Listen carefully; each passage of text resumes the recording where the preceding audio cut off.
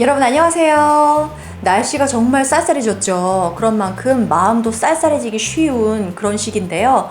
오늘만큼은 좀 따스한 그런 얘기를 여러분께 전해드리려고 합니다. 저는 여러분의 DJ 세른입니다.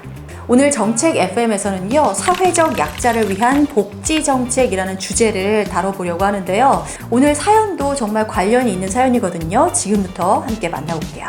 안녕하세요, 세르님. 저는 작은 마을에서 혼자 자녀를 양육하고 있는 부모입니다.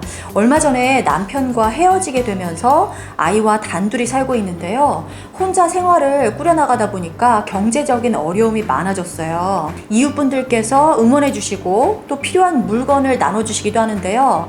늘 도움만 받는 게 마음이 영 편치가 않습니다. 일을 시작하고 싶지만 아이를 돌볼 사람이 없어서 고민도 많고요. 혹시 한부모 가정이나 아이를 양육하는 가정을 위해서 정부에서 어떤 지원을 해주는지 알고 싶어요. 근데 사연자분처럼 한부모 가정에서 자녀를 양육하는 게 정말 쉽지 않은 일이죠.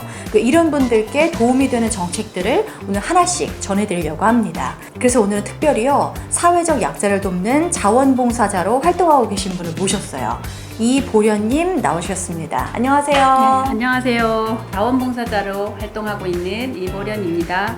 사연을 들으니 정말 마음이 아프네요. 봉사활동을 하다 보면 비슷한 어려움을 겪는 분들을 자주 만나게 되는데요. 복지제도가 큰 힘이 되는 경우가 많습니다. 오늘 이 시간을 통해 필요한 정보를 많이 전해드리고 싶네요. 자, 그러면 사연자분 같은 한부모 가정이나 저소득층을 위한 구체적인 복지정책 하나씩 한번 알아보겠습니다. 자, 첫 번째로 소개할 정책은요, 기초생활수급가구를 위한 지원입니다. 올해는 4인 가구 기준으로요, 연간 최대 3,086만 원이 지급됩니다. 여기에는 생계급여, 의료급여, 주거급여 등이 모두 포함되어 있어요. 생계급여는 작년에 비해서 인상돼서 연간 2,341만 원이 지원되고요. 의료급여도 소폭 증가해서 건강생활유지비로 연간 14만 원이 추가로 지급됩니다. 또 주거급여는요, 4인 가구 기준으로 연간 654만 원으로 인상돼서 주거비 부담을 대폭 줄여줄 예정입니다. 이런 기본적인 지원이 강화되면 생활이 한결 나아지는 분들이 많을 거예요. 봉사활동을 하다 보면 생계에 대한 걱정으로 밤잠을 못 이루시는 분들이 많은데요. 이런 지원이 더욱 확대된다니 반가운 소식입니다. 맞아요. 정말 반가운 소식이 아닐 수 없는데요. 이뿐만 아니에요. 기초생활수급가구를 위한 농식품 바우처도 추가됐습니다. 월 10만 원 정도의 바우처를 제공해서요, 식료품을 구입하는데 활용할 수 있도록 돕고 있습니다. 이와 함께 에너지 바우처, 통합 문화 이용권, 스포츠 강좌 이용권 등 다양한 바우처도 함께 지원이 됩니다. 또 두 번째로요, 저소득 청년을 위한 자산 형성 지원이 있는데요.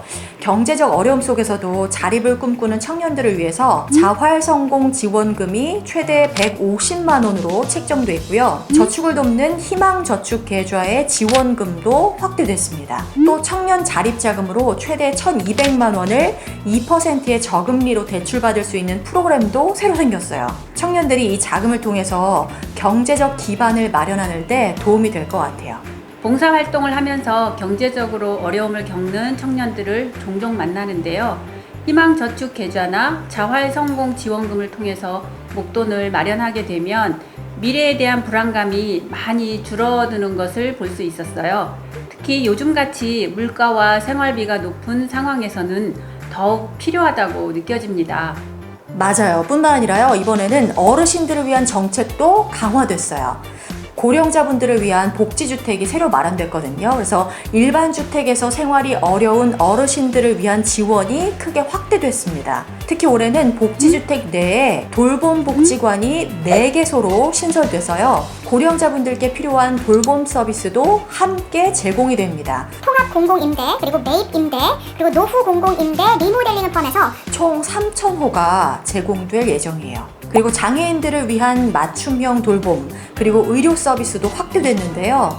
최중증 발달장애인을 위한 긴급 돌봄센터가 2개소 신설되고요. 의료 집중형 거주시설도 시범 운영을 시작한다고 합니다. 이 시설에서는요, 장애인 맞춤형 24시간 의료 서비스를 제공해서 장애인 가족들의 부담을 덜어주는 역할을 하게 될 예정이에요. 이런 긴급 돌봄 센터가 정말 필요해요. 장애인 가족들은 일반 가정보다 돌봄에 대한 부담이 훨씬 크기 때문에 돌봄 센터나 의료 집중형 시설이 생긴다면 그분들에게는 큰 위안이 될 거예요. 또 마지막으로요, 한부모 가정을 위한 양육비 선지급 제도도 새로 마련됐습니다. 그래서 양육비를 받지 못한 한부모 가정이라면요, 연간 240만 원을 국가가 선지급해주는 제도예요. 그래서 이 제도가 우리 사연자분 같은 한부모 가정에 정말 큰 힘이 될 것 같아요. 네, 복지 정책은 정말 사회적 약자뿐만 아니라 우리 모두가 함께하는 사회를 만들어가기 위한 정말 기본적인 장치죠. 네, 청취자 여러분도 혹시 주변에 도움이 필요한 분들이 계시다면요, 오늘 소개해드린 내용 있잖아요, 꼭 알려주시면 좋을 것 같아요. 그럼 오늘도 정책 FM 함께해 주셔서 감사하고요. 함께해 주신 여러분, 구독, 좋아요. 알림 설정 부탁드립니다. 부탁드립니다.